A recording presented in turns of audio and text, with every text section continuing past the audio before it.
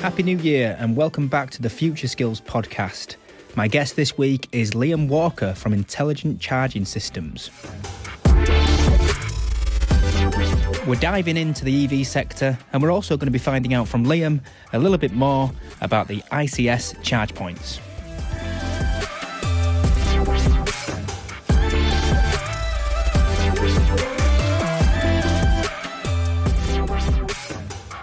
Hi Liam, welcome to the Future Skills podcast. Hi Dan, thanks for having me. Great to have you on and thank you very much for joining us for our first podcast of 2022. We've been working with yourselves quite closely now at Intelligent Charging Systems for quite a while in the EV sector, and it's really important for us to get you on to look at that EV sector, what's coming up this year and what's been happening so far. So how are things going at ICS?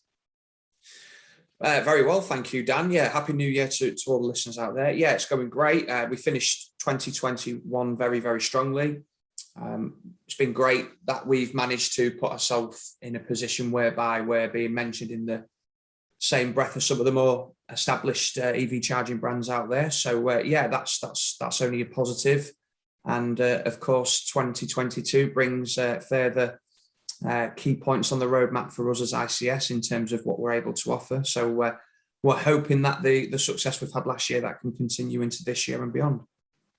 Yeah, we had some discussions with a few guests last year on the podcast, and the way it was described to me, I don't know if you would agree, is that we're about, 10% into the roadmap of EV. It's very sort of getting kicked off and started. Would you agree with that? Are we a little bit further now, or is this I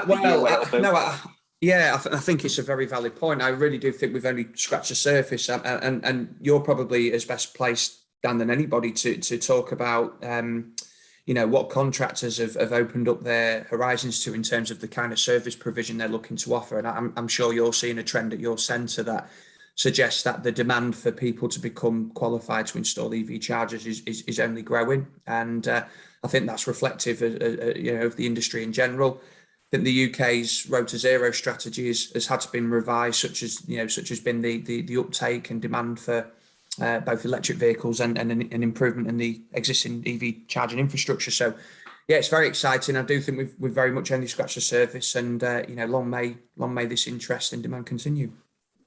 Yeah, we're certainly seeing in the centre, generally December and January for training have always been quieter months. People start to, close down for Christmas and sort of gear up the next year by sort of February, March time. But they've been really busy months for us nationwide and in the training centre as well, specifically on EV and some smart metering stuff as well, which is sort of where we started out our training journey. But it looks like it's going to be a really exciting year this year for EV. There's some changes coming up in the grant system, the government grants, isn't there, with OLEV? Yeah, it's always evolving, and there's, as you quite rightly state, there has been some changes that are due to be come into play later this year. A revision of the home charging scheme grant, I believe, which, as you know, currently stands at £350 towards the purchase and installation of a grant-worthy charge point. So it'll be interesting when that does come to an end of March, beginning of April. Be interested to see whether there's a bit of a mad rush for people who are looking to switch to a plug-in vehicle to, benefit from that grant support prior to it disappearing. And there's talk of a new grant coming on board where landlords may get access to grant support in order to have a charge point installed at one of their properties for tenants, which is something that's new and exciting. So I'm sure there'll be many landlords out there that are looking to ensure that their properties are future-proof for both their current and future tenants. And we're certainly seeing the demand, Dan, for workplace based charging provision increase, and a lot of workplaces continue to benefit from the available workplace grant that's on offer from OZEV. So yeah, it's like I said, it's evolving constantly, and it'll be interesting to see how things develop moving forward. With the grants, one thing that always surprises me, maybe just because we deal with it quite a lot, like yourselves, when I speak to contractors or electrical companies that have installation teams, they're just not aware about the grants still, and we feel as if they've been there for a few years now.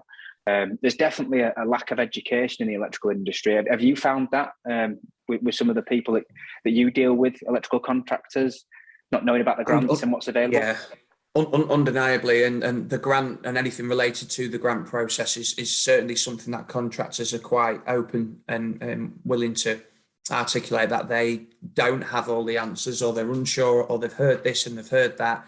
And you are quite right. It's quite surprising the number of contractors who aren't aware of the grant at all. And also, in addition to not knowing about the grant, maybe knowing about the grant and being fearful of it because they've been told by a friend in the industry that it's quite a complicated process and everybody's time is precious, as you know, Dan. So sometimes I've as opposed to talking about the products and what we can offer, I've actually spent extended time talking about the grant process and perhaps signposting them to providers out there who can support contractors with the grant process, such as an EV Comply, who I know you've worked with closely in the past and present. Yeah.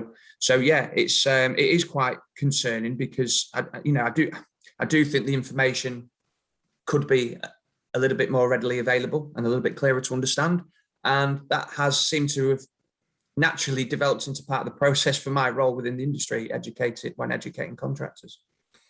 Yeah, we saw the same thing in smart metering when that sort of got started. I know EV's been going a while, and you can really take it back almost 10 years ago, even longer probably. But in smart metering, when that got started, industry really needed to come together at a stage where there just wasn't enough education about why to get a smart meter and the benefits it has, and why somebody would need to be dual fuel to fit it and the requirements. And it feels as if we're at that stage now, because people will come to us sometimes and ask, how do I get one of these installed? How do I, obtain the grant funding? Does the customer does that? Does the electrician get that? And like you say, it could be a lot easier to understand. EV Comply, I'm glad you mentioned them. It's something that we include within our training, so that people have got that additional support, because contractors, sometimes they're on their own out there and really have nowhere to turn. And it's definitely a great support function they've got with EV Compliance, something that we do use within the training. What would your advice be, Liam, to contractors that are just a little bit unsure about EV and really at the moment their approach is just going to a wholesaler and buying a charge point and making the best of it?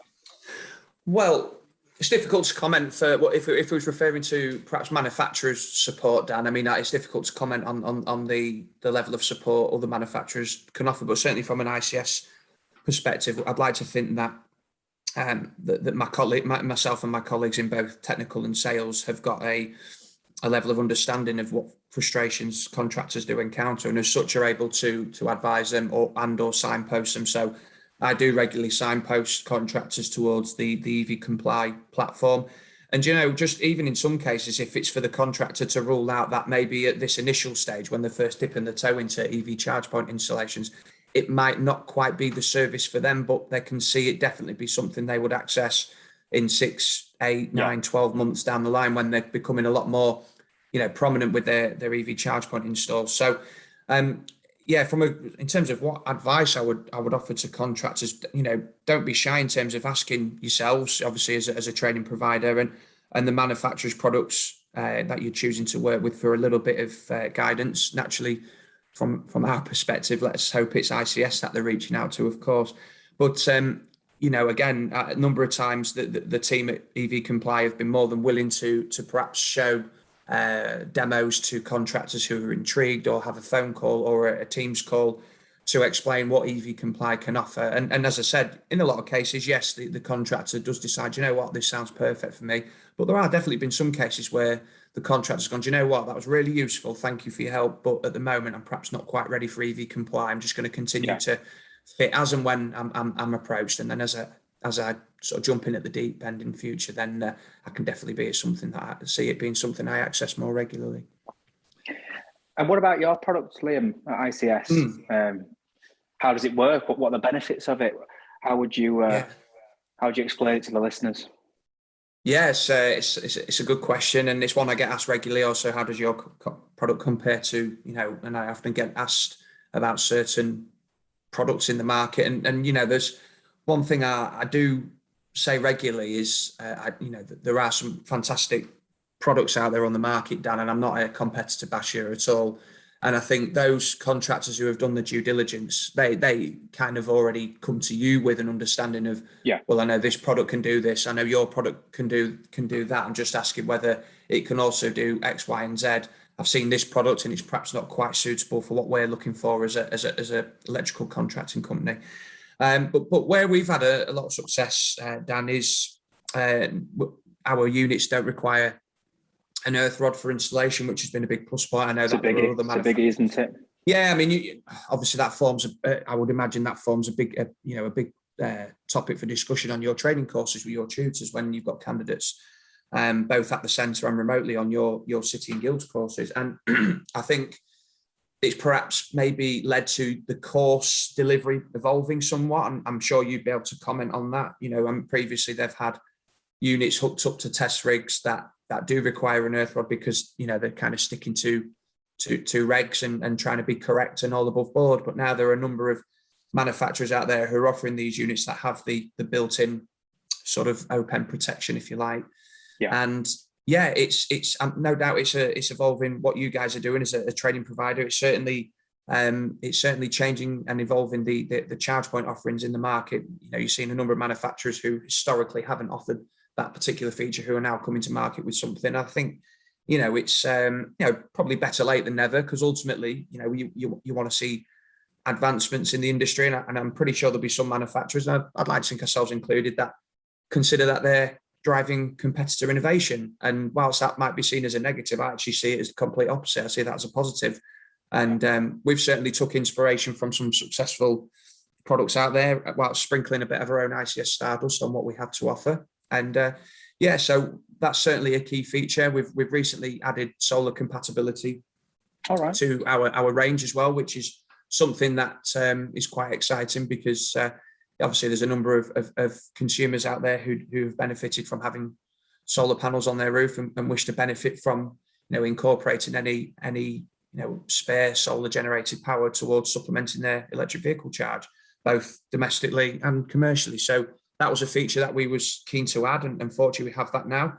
We also think, Dan, that might put us in good stead moving forward, because we wouldn't be very surprised to see a resurgence in demand for solar, particularly as the demand for electric vehicle increases, because I think a number of customers see synergies between having an electric vehicle and, of course, having solar on their roof. So it was a feature that we was very keen to implement, and as such we've done so. So yeah, they're two very, very prominent features that we offer. But in addition to that, we found that kind of by accident, really. We initially set out to be very focused on the workplace market, and it just transpired that we had products that were also very suitable for the domestic market as well. We've got multiple methods of load management, which is a big feature that contractors welcome. So we have 2 or 3 different methods of load management. We have pay-for-use capabilities on all of our smart units, and as I'm sure you can imagine, you guys are, you're near to Leeds, for example, which is a busy, bustling hub, and the demand for EV charging in city centres and workplaces for staff perhaps who aren't capable of having an EV charger at their home is going to be key. So having a sophisticated back-end platform that can monitor individual driver needs or usage, you can provide pay-for-use charging, and also manage loads where there's maybe concern that there's only a limited amount of spare capacity on a site. So yeah, that's been a real big plus point for ourselves, and feedback we're getting has been pleasing. And aesthetics as well. Aesthetics is something that's a very subjective opinion, Dan, of course, but you've certainly seen the evolution of EV chargers, and in your time as general manager at the centre there, and you've had an array of EV chargers enter the centre, and you've probably seen firsthand how they're beginning to evolve and improve aesthetically. Absolutely. And one thing that I think we both on our twin socketed units and our single socket units, one thing that seems pretty consistent is that aesthetically they're quite pleasing, and that our chargers match kind of the aesthetics of these costly electric vehicles. And ultimately, if you're investing significant amount of money on purchasing one of these electric vehicles, you perhaps want a charger that matches the quality of the vehicle. So that's been a consistent bit of feedback as well. And also that I think, you know, the charger needs to match the house sometimes. There's nothing worse than pulling up to a house and, you know, we've had the feedback before from customers that, well, contractors from a customer to say that they don't particularly like the way this particular charge point looks. And I think, like you said, the look is really important and the feel of it. And they're paying a lot for these chargers and they're going to be using them a hell of a lot and looking at it a hell of a lot. And I know yours come with a lot of smart features as well. I've had a test and play around with the app actually, which is good. And you can take it off so nobody else can charge it, and you can start it. You can schedule it for certain times. And I've been quite impressed with the app actually. I was having a play around with it in the training centre. So that's good. It's interesting you mentioned about the renewable link because I'll leave them unnamed, but I spoke to my energy provider this week. I'm just about to move to an EV vehicle this week, and I was looking at their EV tariff, and obviously there's a massive crisis within the energy sector at the moment, and I was staggered to hear that my standard rate tariff is going to increase from 15 pence a kilowatt to 35 pence a kilowatt in just 3 months' time, and that was sort of the best offer they could give me. And really, in terms of EV, I know last year there was lots of offers before the crisis really kicked off, but they could only really give me a reduction of 5 pence per unit for EV. And they just said they'd pick up when it was charging because of the kilowatts it was pulling from the home. So that renewable link's going to be really important because getting that electricity back for free and then being able to charge your car, I know it's going to take some time to get that right. And it's not a case of, you know, you're going to get loads of renewable energy that will make it work straight away, but it's certainly going to help people save money. Yeah, absolutely. And I think you make a very valid point, Dan, in terms of energy suppliers prior to the recent issues that have been widely publicised. They're recognising the EV driver as a target audience in terms of attracting new custom. And there was, I think, the majority of them now were offering some very favourable rates, particularly for, you know, sort of off-peak charging in you know, between sort of midnight and the early hours of the morning to, you know, try and attract the EV driver over to their, you know, to their tariffs. And I know a lot of energy providers had a lot of success with that, and perhaps unfortunately at the moment they're perhaps, you know, limited and restricted by what's going on across the country. You know, I'm sure they'll hope that things start to settle and balance out once again, whereby they again can target this thriving market of electric vehicle drivers, because I've no doubt, you know, they'll all be competing and fighting to have them switch over to their tariff. And, you know, I know numerous people who have got these economy tariffs where they charge a vastly reduced rate for a 4 or 5 hour window. And of course, you know, that's the beauty of an electric vehicle. Dan, you can recharge it and replenish it whilst it's stationary on your driveway, which is something that you obviously can't do with an internal combustion engine vehicle. So yeah, it'd be interesting to see how that transpires. And I'm sure you'll be one of many people who at the moment are looking to see if they can switch to a more favourable tariff with their existing or a new provider. Well, I don't mind releasing actually in this podcast that we're just about to launch solar PV and air source heat pump training over this next month or so. We've had a lot of demand for it, but we've been really focused on smart metering, of course, and EV. We still do a lot of gas trading as well, and our nationwide approach. But we're really scaling up to that. We had a target set last year to be ready to go in Q1, and we're imminently ready now. In a couple of weeks, we will be launching that. And you know, it'd be great to have the setup with the solar in the street in Wakefield at the training centre, linked up to the charge point, so we can show and demonstrate how that works, or at least show it. So we'll certainly be working with yourselves on that. That sounds great, and you know, brilliant that you guys are advancing your service provision as well. That's obviously testimony to you guys, and also an acknowledgement of how the renewables industry is going, isn't it? You know, that the demand is there for you to be able to provide that type of training.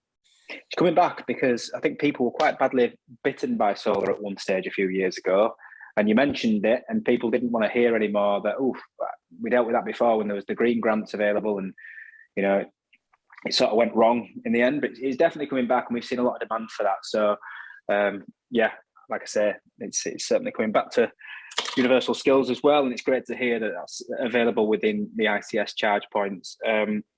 What do you think then, Liam, in terms of the changeover from diesel and petrol cars? I'm hearing at the moment that it's 1 in 5 electric vehicles have been purchased currently. When do you think we'll get to that sort of 50-55% are now EV? Do you think we're far away? Will it be this year? Will it be next year? I know it's hard to say. What's your opinion on that? Well, I was quite interested to take note at the recent COP26 event just before the end of last year, and paying particular attention to the focus when it did come to EV and what have you. I think looking at the stats, I believe the second best-selling car across the whole of the UK for the whole of last year was a full electric vehicle, which was the Tesla Model 3. So I think that's pretty telling evidence, Dan, in itself, that the second best-selling car in the whole country for the whole of the UK for a whole year was a full electric. So I think we're slowly getting there, or towards that demand increasing. I think quite a telling one, and you also speak to a number of business car drivers on a regular basis, I'm sure, Dan, and I think I would be very surprised if a number of them haven't mentioned to you that they've seen the kind of the benefits, if you like, of switching to a plug-in hybrid, or even better, a full electric equivalent, for the company car tax benefits. Absolutely. And of course, some are quite right to consider that as in essence a pay rise of some sort. So you can see why a number of business car drivers are electing to choose to switch from a personal perspective, and of course from a company perspective, it's enhancing their green credentials as a business, which more and more common now is a prerequisite and a request from anybody wishing to do business. They're checking the green credentials of those companies that they're looking to work with. They want to know what their mission statements are, their company ethos, etc. And if it's and hoping it's intertwined with what their own mission statements and beliefs are. So, yeah, I think it will improve. I think there's certainly there's definitely a justified concern amongst the general public in terms of the cost down of these electric vehicles, and I think like a lot of new technology that's come previously. I mean, I certainly remember when flat screen TVs first came out and DVD players, and the cost of them was extortionate. And whether it's right to compare, because obviously consumer costs for those goods are far less than a car. But I remember the cost of those when they first came out, and there wasn't readily affordable for every family, and such is the case now that you obviously see them more and more, to the point where DVD players are probably close to being redundant, if not so already, due to digital access. So, but certainly flat screen tellies, they're now affordable, and you just hope that the consumer demand is such that these manufacturers can produce vehicles that don't only, but at a price point that doesn't mean they have to compromise on build quality and safety. Quite importantly, a colleague of mine who's very, very clued up in the industry, he drives a fully electric vehicle, and he was saying that the new version of the vehicle that he drives has now had one of the airbags, the passenger airbag, removed to try and cut costs, and as a result it meant that they scored incredibly low on the NCAP safety test rating. So yeah, I hope that's something that's addressed in time, because I think that's probably the biggest stumbling block, along with perhaps concerns about the infrastructure and the access to charging provision. And I'm fortunate that I drive a Tesla, and I can benefit from accessing the Tesla supercharging network, where you go to a site that has Tesla chargers down, and invariably they have multiple chargers or sockets available for you to access, which usually results in me being able to access one imminently. I go to other sites where there's maybe one or two sockets, and in a lot of cases now they're occupied. So that's telling evidence towards the demand increasing, whereas previously, even if there's only one or two sockets on a site, you nearly always got access to one. But secondly, the need for an increase in infrastructure, for sure. So I can understand why there's consumer concerns regards charging infrastructure. But then, if there's access to charge points at the workplace, there's access to a charge point at home, and there's an increasing number of of these electric charging forecourts that are popping up now. I think the argument to say that the infrastructure isn't there to support having an electric vehicle charge, I think it's a lot. I think it carries a lot less weight, that argument now. Yeah, so you've been on the electrical journey for a while in terms of your vehicle. I'm just about to move over to this week, and straight away I was given some advice to download an app called the Zap Map and just try to plan out different routes and see what's available. It tells you what's free and what sort of kilowatts the charger has, so you've got an idea of how quickly it's going to charge your car. So it's just a change of, like you mentioned with the flat screen TVs. I remember when I first moved out of mum and dad's house, and I bought one. It was a fortune, but I really wanted it. And now, like you say, they're more than affordable. And the same thing's happening with EVs. They're coming down. I think the infrastructure has got a lot better already, and I'm sure it will continue. But yeah, I was surprised with the Zap Map. Any other tips for EV drivers? Yeah, there's similar app to Zap Map is PlugShare. That's one that I also use quite prominently, along with Zap Map. Very similar process in terms of it's basically an app that provides you with notification of electric vehicle chargers wherever you are or wherever you're going. And as you quite rightly put, it gives you information on the cost of those units, which is quite key because some networks are quite a lot more expensive than others. And the charging speed and the type of connector that's available, and where they're positioned as well. So one thing that I quite like about the PlugShare app is that the users on the network, Dan, they take pictures when they're on site to show you where the charger is. So that's a massive plus point, because sometimes you can go to a site when you're looking for a charger, and I've done it, and I'm sure listeners who are driving an electric vehicle have also done the same, and they're driving around, say, a car park, what have you, several times, and you start to get some questionable looks from people passing by. But yeah, the PlugShare app, I quite like the fact that they have pictures attached to the charge point information to actually show you where it is, which is pretty useful. Yeah, so those two apps, I mean, I use both of them on a pretty much on a daily basis. In fact, you're quite right with the filter option on the Zap Map is useful in terms of filtering the type of network you're looking for, or whether a charge point is free to use or there's a charge applied. Operational hours is key as well, because some chargers aren't always accessible 24/7. Yeah. So that's obviously important. So yeah, good practice whenever I speak to somebody like yourself who's imminently switching to an EV is to get those apps downloaded, get familiar with how they work.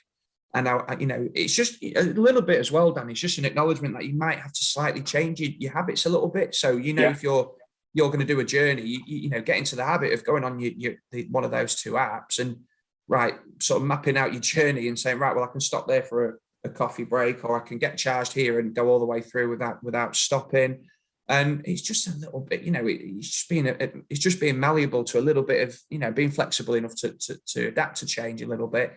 And in most cases, when I speak to people who have switched and they have this initial range anxiety, and they charge at every opportunity because they've used 12 miles and they're worried they're going to run out, and it's like, and this as soon as kind of calms itself down and balances itself out, and ultimately, like everybody who drives a diesel or a petrol vehicle, Dan, you will charge your EV when you need to charge. That's the crux of it, So, ultimately these people say, well, what if I can never get access to one? Because there'll be plenty of accessible charge points on the infrastructure, and people will ultimately charge when they need to charge. Simple as that. Well, the PlugShare is a great shout, and I will be downloading that because, it's I'm looking forward to it actually, and I have heard of the anxiety that comes with charging sometimes, but I think the infrastructure is there, and it's just a change of behaviour, isn't it? Interestingly, for my sins, I'm a Manchester United fan, and supposed to be going up to Villa Park at the weekend for the away trip, and I was just looking at the route and thinking I'll probably need to charge the vehicle on the way back because I'm with the first sort of long outing in it. But you just plan it differently, don't you? So it's just a change of behaviour, and looking forward to it. What vehicle you gone for, Dan? It's a Mercedes EQA. Oh, very nice, very nice. Yeah. So if you sort of pinpoint you obviously you'll be parking somewhere near Villa Park, so you'll be given a plethora of charge points that you can access on the way.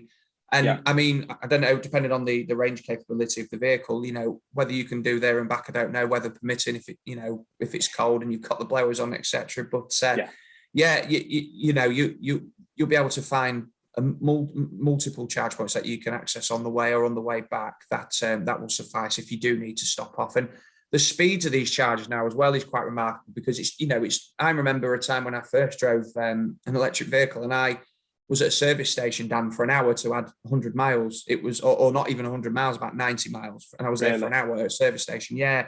And that was only, you know, you're talking 4 years ago. So it wasn't that long ago. And it's come such a long way now. And I mean, you'll know Skelton Lakes Services, which is near you guys there. And they've got the, I live very close to that. Yeah, well, they've got the Ionity network there, and, you know, like, you know, with 300 kilowatt rapid chargers, you know. Wow. And I mean, that it's, you know, it's a convenience charge. So I think that it's important that people recognise that if you're accessing a rapid charge, you know, you've got to be prepared to pay a slight premium for charging, because it's for that convenience of accessing the unit for a short period of time. But it's quite remarkable what some of the. What would that give you then, Liam, in terms of range? For, you know, for argument's sake, 15 minutes on that charger, what would it give you? Well, I guess it would depend on what your vehicle is capable of taking, because, you know, I mean, I've used that the Ionity network twice, and I think I got probably around about the 200 kilowatt, you know, mark in terms of my charging rate.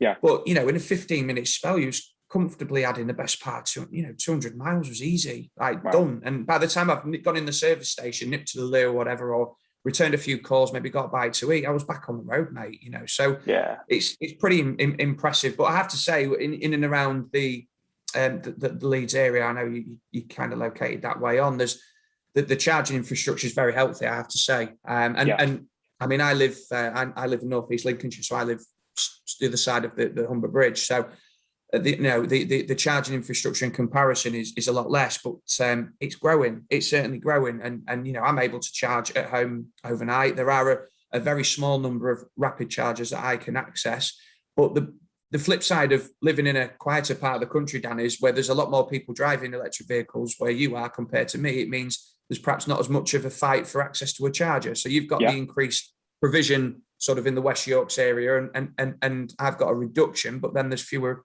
plug-in vehicle drivers that I have to, you know, compete with for access to a charger. So, but the infrastructure is growing all the time. And if you look on those apps we mentioned, and you just ask it to populate the chargers, it's now to the point where you're struggling to see any land on the UK map. Certainly, north and south of the Scottish border in particular. I mean, Scotland have got some really good initiatives going on there, and their charging infrastructure is getting healthier and healthier. But yeah, you look on the map now, mate, and there's so many chargers available now. It's, like I said earlier, the argument to say the infrastructure is not there to support it, I think, is becoming a weaker one. Yeah, definitely. I mean, I've just had a quick look actually at this bug share whilst you've been speaking, and I can see just how many charge points there are, which is great to see. And it's been great to have you on, Liam, because what I wanted to do for the first podcast of 2022 is really shine the light on EV. We did it a little bit last year, and you know, it's going to be a bit of a series for this year at points where we really look at the hints and tips, which you've given a great few here, because I wasn't aware of the plug share. So even for myself, it's great. And I'm sure some of the listeners as well, with some of the things you've mentioned about charging times, and there's been some great hints and tips around EV. Just to finish us off here from an ICS point of view, for people that are not aware of who you are and how to get in contact, want some more information, what's the best way for them to contact yourselves at ICS? Yeah, sure. So we have a fully functioning website, which it's got, as well as product information, Dan, it's also got some useful sort of videos on there. Talks about our back-end software platform, what that can offer. Has the ability for installers to become an approved ICS installer with us, amongst other things. So that website is www.intelligentchargingsystems.co.uk. And, you know, if there is anybody, Dan, that does want to just engage in some dialogue with myself, I mean, I don't mind being contacted via email. So my email address is liam.walker@adivision, that's the letter A followed by the word division.co.uk. And if anybody just wants to ask any questions following listening to this podcast, more than happy to, you know, get into a conversation with somebody to, you know, maybe just give them a few bits of information that might be useful to them.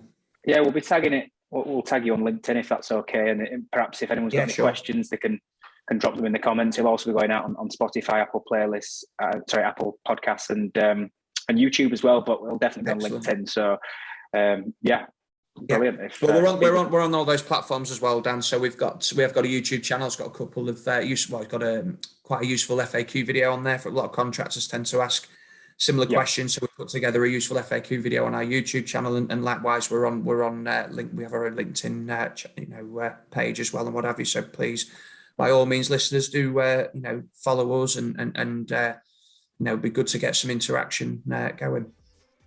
Excellent. Well, Liam, thanks very much for taking the time out of your day to join the podcast today. Have a great 2022, and I'll catch up with you soon. No problem, Dan. It's been a pleasure. Thank you very much.